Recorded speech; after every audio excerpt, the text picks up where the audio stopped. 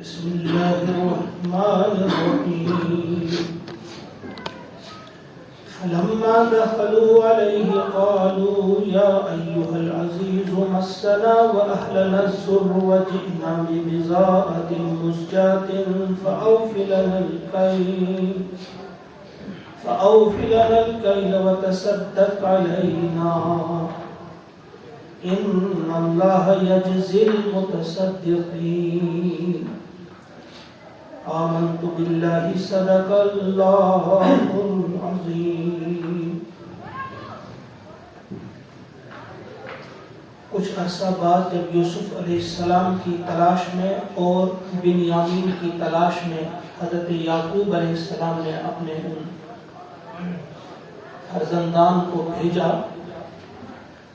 یہ تاکید کرتے ہوئے کہ آپ ہرگز اللہ کی رحمت سے مایوس نہ ہوں.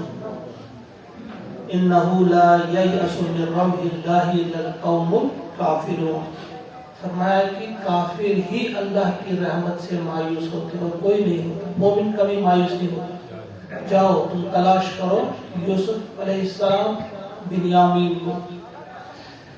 جب وہ چلے، کیونکہ ایک کے بارے میں تو کلیئر تھا، واضح تھا کہ بنیامین مصر میں ہے، مطلب مصر ہی کی طرف گئی. جب اللہ تعالیٰ نے کوئی خیر کا فیصلہ فرما دیا ہو تو پھر ان کے رخ کو بھی اللہ تعالیٰ خود ہی سیدھا کر دیتا ہے. وہ سیدھے چلے گئے مصر ہی کی طرف. بنیامین تو وہیں تھے اور وہیں پہ یوسف علیہ السلام بھی تھے. جب وہ چلے گئے فلما، پس جب دخلوا، وہ داخل ہوئے علیہ، ان کے پاس، پس جب وہ یوسف علیہ السلام کی خدمت میں حاضر ہو گئے، وہاں داخل ہو گئے، قالو، وہ کہا، ان بھائیوں نے کہا، یا ایھا العزیز، اے عزیز مصر، مسنا واہلنا الضر، ہمیں اور ہمارے اہل و عیال پر سخت مصیبت ہے، ہم پر بہت زیادہ تنگی ہے، ہم بڑی مصیبت میں ہیں. وجئنا، اور ہم آئے ہیں، لائے ہیں، ببضاعۃ مزجاۃ، ایک حقیر سی پونجی. بضاعہ قیمت کو یا پیسے کو آپ سمجھے کہتے ہیں، لیکن مزجاۃ کہتے ہیں ردی جو ہے، یعنی یا تو بہت کم قیمت یا پھر جعلی نوٹ کو. جس طرح آج بھی کسی دکاندار کو آپ 1000 کی چیز ہے، آپ اسے 10 روپے یا 100 روپے دیں گے، وہ پھینک دے گا. پھینکنے کے اس کے مطلب آتے ہیں گویا جو پھینکی جائے، ردی.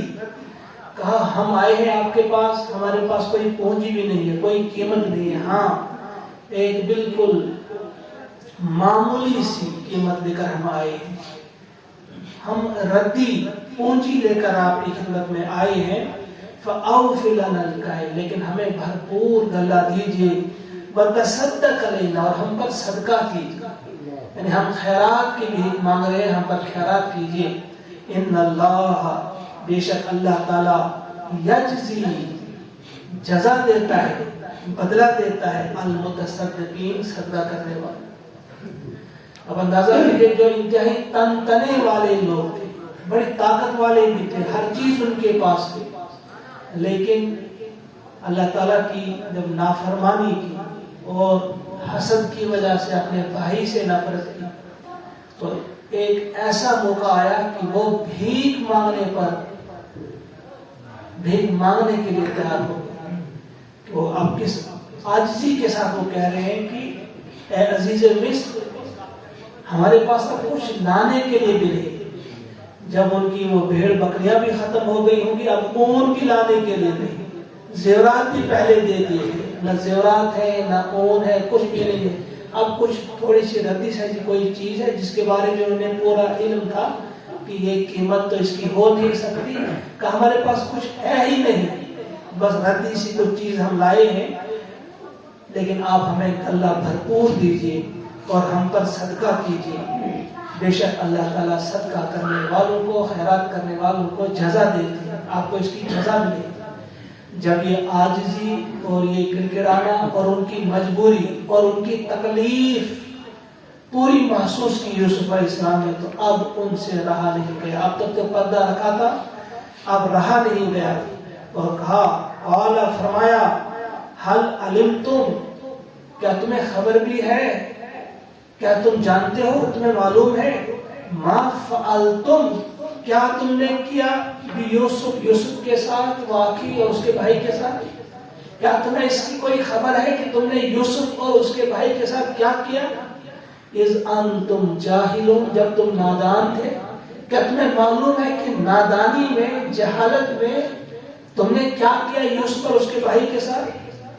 جب انہیں یہ الفاظ آئے تو وہ چونک گئے. قالوا اِنَّكَ لَأَنْتَ یوسف، وہ تعجب میں پڑ گئے، کیا آپ یوسف ہیں، کیا آپ یوسف ہیں؟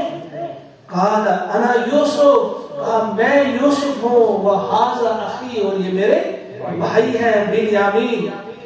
قد من اللہ علینا، اللہ تعالیٰ نے ہم پر احسان کیا، بڑا کرم فرمایا ہم پر اللہ تعالیٰ نے.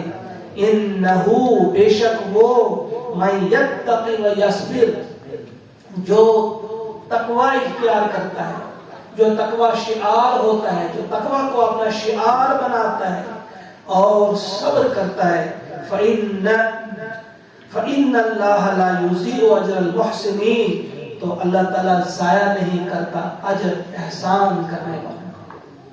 اب دیکھیں یہ والی آیت اور اس کے بعد والی آیت سمجھے، یہ کرکس ہے، یعنی عمود ہے اس پورے یوسف، سورہ یوسف کا کرکس یہی ہے. یہیں پہ اصل جو لباب ہے اس پورے واقعے کا. فرمایا کہ اللہ تعالیٰ نے ہم پر احسان کیا. یہاں اپنی قابلیت کا تذکرہ نہیں کیا کہ میرا کوئی اس میں بڑا زبردست ہاتھ ہے، یہ میری قابلیت ہے، یہ میری لیاقت ہے، یہ میری یہ ہے وہ ہے، نہیں، بلکہ فرمایا کہ نہیں، ہم تو کچھ بھی نہیں ہے، اللہ کا یہ ہم پر احسان ہے. اگر اس مرتبے میں آپ اس وقت مجھے دیکھ رہے ہیں تو میرا کوئی اس میں نہیں ہے دخل، یہ اللہ کا احسان ہے. اور ساتھ ہی یہ بھی بتا دیا کہ تم بھی مایوس مت ہو جاؤ، یعنی ایسا فرمایا، انہو من یتقی و یصبر، بے شک جو تقوی اختیار کرتا ہے، صبر کرتا ہے، تو اللہ تعالیٰ اس کے احسان کو ضائع نہیں کرتا. اس طرح نہیں کہا کہ میں نے تقوی کیا، میں نے صبر کیا تو مجھے یہ ملا، اگر جس میں یہ پیغام بھی پوشیدہ ہے کہ یہ سب کچھ مجھے اسی کی بنا پہ ملا، تقوی اور صبر کی بنا پہ، لیکن الفاظ وہ استعمال کیے کہ تمہارے لیے بھی دروازے کھلے ہیں. یہ نہیں سمجھنا کہ بس اب آپ کے لیے کوئی معافی نہیں، اب آپ کے لیے کوئی راستہ نہیں. سنو، جو بھی تقوی کی روش اختیار کرے اور جو بھی صبر کرے تو اسے یقیناً ضرور اس کا اجر ملے گا، کیونکہ اللہ تعالیٰ محسنین کا دل، احسان کرنے والوں کا. احسان کیا ہوتا ہے، جس کی تعریف ایک جگہ فرمائی ہے پیارے نبی صلی اللہ علیہ وسلم. جب آپ سے پوچھا گیا کہ احسان کیا ہے تو آپ نے فرمایا اللہ کی عبادت ایسے کرنا کأنک تراہ، جیسے آپ اللہ کو دیکھ رہے ہیں. فَإِن لَمْ تَكُنْ تَرَاهُ فَإِنَّهُ يَرَاكَ، اگر ایسی کیفیت پر آپ نہیں آ سکتے، آپ ایسا نہیں کر سکتے کہ جیسے آپ اللہ کو دیکھ رہے ہیں، کم از کم یہ کیفیت تو آپ کی ہو کہ اللہ آپ کو دیکھ رہا ہے، اللہ آپ کو دیکھ رہا ہے. تو جس کی عبادت، جس کی زندگی، جس کے شب و روز اس انداز سے گزرے کہ ہر وقت اسے یہ احساس ہو کہ اللہ مجھے دیکھ رہا ہے، فرمایا اس کا اجر اللہ تعالیٰ ضائع نہیں کرتا. اس میں ایک درس بھی انہوں نے دے دیا، پیار کے ساتھ، محبت کے ساتھ ان کی خامی کی طرف اشارہ بھی کیا، لیکن غیر محسوس طریقے سے، ایسا نہیں کہ انہیں برا بھی لگا. کہہ سکتے تھے اس وقت کہ دیکھو یاد ہے دھکا دیا تھا مجھے، کنویں میں گرا دیا تھا، رسی کاٹ دی تھی، راستے میں میرے ساتھ یہ کیا، گھر میں میرے اس بھائی کے ساتھ یہ اور یہ کرتے رہے. اس ساری چیزیں کوئی کسی چیز کا تذکرہ نہیں کیا، بلکہ یہ کہا کہ تم نادان تھے، نادانی میں تم نے کچھ میرے ساتھ کیا تھا، تم نے نادانی میں، وانتم جاہلون، اس وقت تم نادان تھے. یہ بھی جو کریم النفس انسان ہوتا ہے وہ اپنے دشمن کو بھی اس انداز سے پیش آتا ہے کہ اس تلخ لہجے میں یا اس کی خامیوں کا تذکرہ کیے بغیر ہی وہ اس کے ساتھ سلوک کرتا ہے، یہاں سے بہترین سلوک کرتا ہے۔ فرمایا جب یہ دیکھا انہوں نے، اب وہ بھائی کیا کہہ رہے ہیں، قالو نے کہا تاللہ تاللہ، ابھی پہلے بھی ہم پڑھے بھی قسم کے لیے آتا، اللہ کی قسم، لقد آثرک اللہ علینا، اللہ تعالیٰ نے آپ کو ہم پہ فضیلت بخشی، اللہ تعالیٰ نے آپ کو ترجیح دی ہے، پریفرنس آپ کو دی ہے، آپ کو ہم پہ ترجیح بخشی ہے۔ دیکھیں جو اس بات کا اعتراف کرے سارے حسد، بغض، عداوت، دشمنی ختم ہو جاتی ہے، کیونکہ اللہ تعالیٰ کی طرف سے ہوتا ہے۔ اگر کسی کو اونچا عہدہ ملا، دوسرا کیوں جلے حسد کی آگ میں؟ کسی کو بڑا کوئی خزانہ کہیں پہ مل گیا، کوئی کیوں جلے حسد کی آگ میں؟ کہو کہ اللہ نے اسے دیا ہے۔ طاقت کسی کو ملی، کسی کو اثر و رسوخ ملا، کسی کو کچھ بھی ملا، جب انسان یہ سوچے کہ اللہ کی طرف سے ہوتا ہے تو ساری عداوتیں، سارے وہ ختم ہو جاتی ہیں ساری چیز۔ ہمیں لقد آثرک اللہ، اب نے تسلیم کیا کہ اللہ ہی نے آپ کو، ہم خواہ میں حسد میں جل رہی تھی، ہم نے خواہ میں آپ کو تکلیف پہنچائی۔ لقد آثرک اللہ علینا، اللہ تعالیٰ نے آپ کو ترجیح دیا ہم پہ، وَإِن كُنَّا لَخَاطِئِينَ، ہم ہی خطا کار تھے، ہم سے غلطی، ہم سے خطا ہوئی۔ اب جب یہ انہوں نے خطا کا بھی اقرار کیا، جرم کا بھی اقرار کیا، اب سزا دیتے انہیں یا کچھ اور سناتے؟